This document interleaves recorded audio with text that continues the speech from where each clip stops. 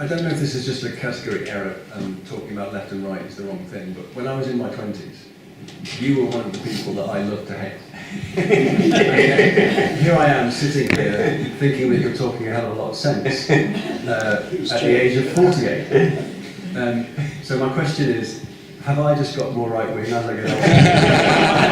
Or have you got more left wing? And if there's something else going on, I'd love to hear how you got to this place that I find quite surprising.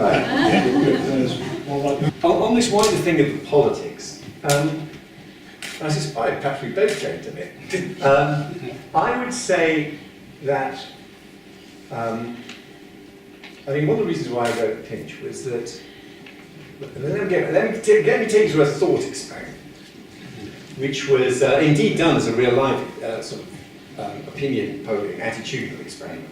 Imagine that we, all of us in this room now, are the custodians of a patch of woodland over which, between us, we have absolute property rights. And the first proposition that's put to us is someone who turns up and says, I will buy your patch of woodland off you. I will pay you X million pounds for this woodland. You can each have £20,000, whatever it is, as your return for owning this woodland. The price of wood is high, woodland's valuable, now's a great time to sell it. Would you or would you not wish to obtain that asset that you own? Proposition 1. Proposition 2 is someone turns up and says, you own this lovely patch of woodland in a built-up area, and but there are people who don't own the woodland who would love their kids to play there. Please will you open up the amenity value of your woodland to the rest of the community? And I think in a way, going back to the introduction, that is kind of classic right v left politics. There's a kind of right-wing argument about economic rationality, we're the owners, this is what it's worth, would be paying for it.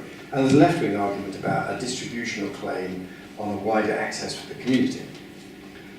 But neither of them, I think, but then there's the third proposition, and someone says, the only reason you own this woodland is that previous generations passed it on to you. And above all, the obligation you have is to pass on this woodland to future generations in at least as good a condition as you found it. That is the crucial obligation.